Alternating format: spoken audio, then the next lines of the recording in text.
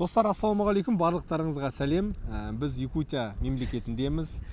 Бүгін біз енді қазақта мынандай сөз бар ғой, боранды күн итпен бала құтырады деп күн бұзылып кетті. Күн боран болса да біз осы әлемге танымал Вячеслав ағамызға жолға шықтық.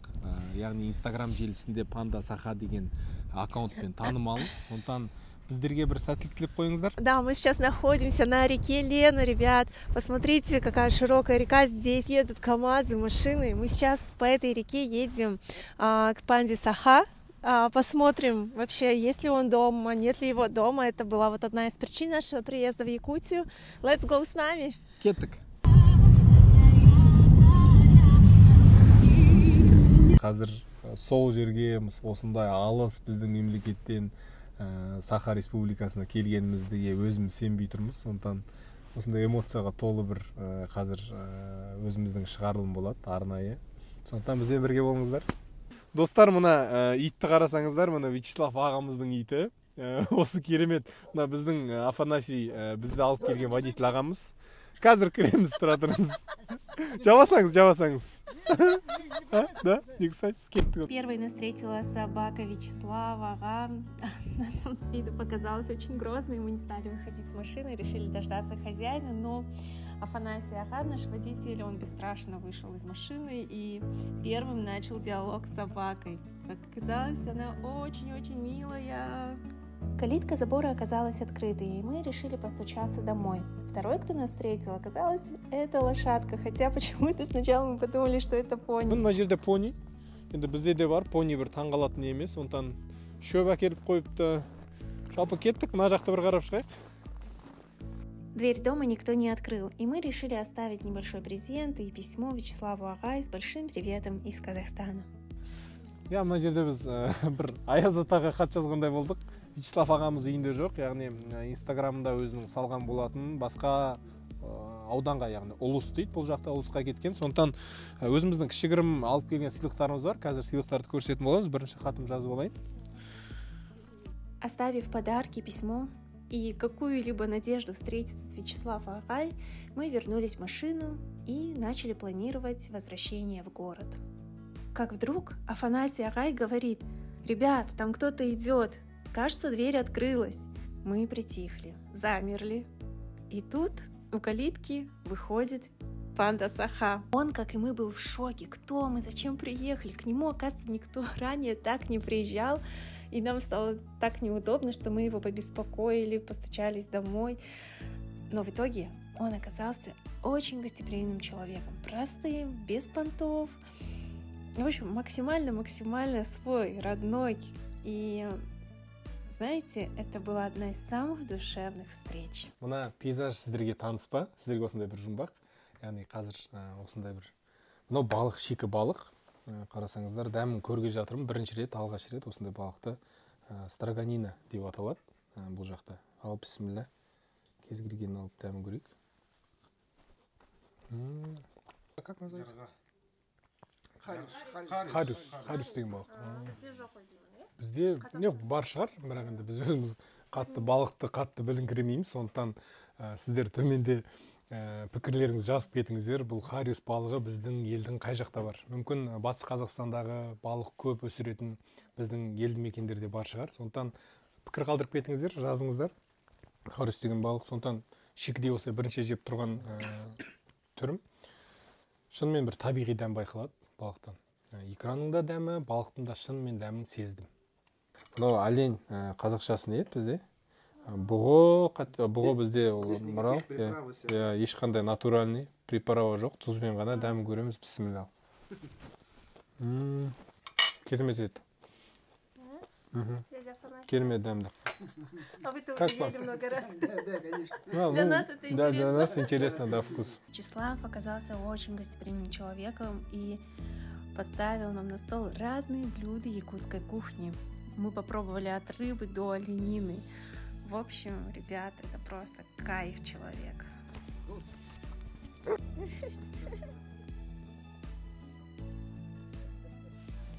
Достар, мына Вячеслав ағамызбен осындай мангалы, өзінің влогындағы, видеоларындағы танымал мангал, яғни жазуы бар өзінің аккаунтының. Сондықтан осыны құрап қазір бір суретке түсейін деп жатырмыз, жалпы таныстырып жатыр.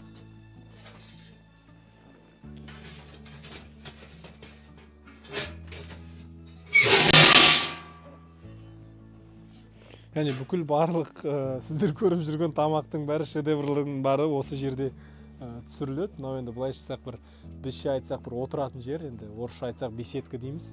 Соны осындай керемет жерде міне барлығы дайындалады. Енді өзінің жеке бір шеберханасы ғой, былайша айтсақ, осыншама керемет контент, бейнелер, видеолар түсіретін. Получается, здесь храните все продукции мяса, да? Все здесь храните, да? Мына қазір Вячеслав ағамызбен өзінің атақты ет қоятын қоймасы, яғни погребін көрге жатырмыз. Осындай мына жерде орналасқан, көргендеріңіздей. Барлығын ағаштан жасалған, қарапайым, өзімізше. Міне осындай ашылады, яғни барлығы ішінде тұрады, сақталады. Яғни енді бұл жақта айтып кеттім ғой, барлық еттерді қатырады. Яғни осындай керемет аяздарда, сондықтан барлық қатқан еттің барлығын пиламен кеседі де осы жерде сақтайды. Мына жерде жабағы, яғни бұл жабағын негізі соймақшы болған екен соңға, бірақ күйі төмен болып алып қалған екен Вячеслав ағамыздың өзі. Сондықтан қазір жемдеген қараңыздаршы, мен бұны қателесіп пони деп жүрмін, яғни бізге мынандай жабағы енді біз үшін кішірек қой. Сондықтан осындай жабақ міне якутский порода. Якутиялық порода жабағысы осындай. Қазір семірген, қараңыз, күйі жақсы, жаман емес, домаланып алыпты. Сол жалпы осындай керемет породасы міне жалпы жылқылардың, байқап жатсыздар ғой. Қораларды көріп тұрсыздар ғой. Бұл жерде жалпы осы Якутияда, Республика Сахада қоралар осындай төрт бұрышты, бірақ осындай наклонмен қисайып салынады екен. И одан кейін сыртынан, яғни сиырдың боғын, қиды, тезекті, яғни жағып, соны енді аяз ғой бұл жақта 50-60 градус, сол жылы болу үшін сыртын солай тұмшалайды екен, жабады екен. Өздеріңізді білесіздер ғой, кез келген жылқы малын жабағыларды әсіресе құлынды қолға үйренсе, яғни жей береді. Міне осылай қолдан, осындай ыдыстан соны жеп тұр. Қолмен де берсеңіз жейді. Жемейді. Кішкене жатырқап тұр. Достар, осылай жаңағы жабағымыздың астын тазалап жатырмыз. Мынандай тырма дейді ғой бізде, әр жақта бізде әр түрі. Арасын осылай аяқпен теуіп қоясың.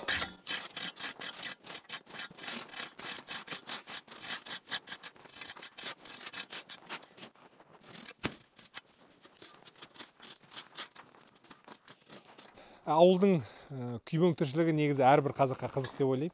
Жаңағы жабағымызға шөбін берейік, бір жарташа. Сондықтан менде де көп сөйлемей қойын. Кезінде аталарымыз айтып жүреді, жұмыс істеген кезде көп сөйлеме деп. Сондықтан шөптерін қарасаңыздар, жап-жасыл.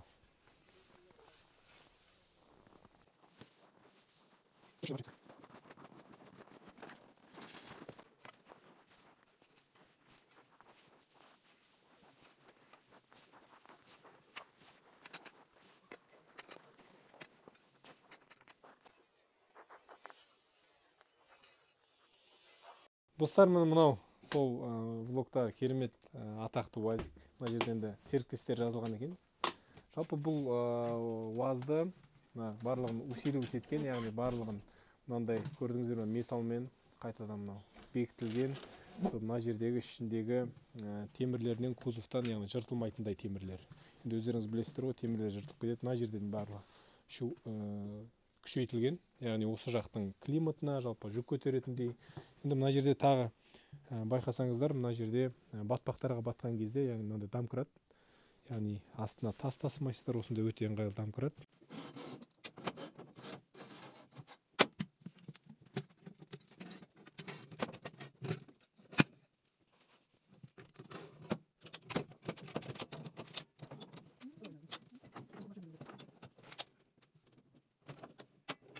Міне біз Вячеслав ағамыздың үйіндеміз, танысы бір керемет әңгіме құрдық, керемет бір талқылау болды жалпы.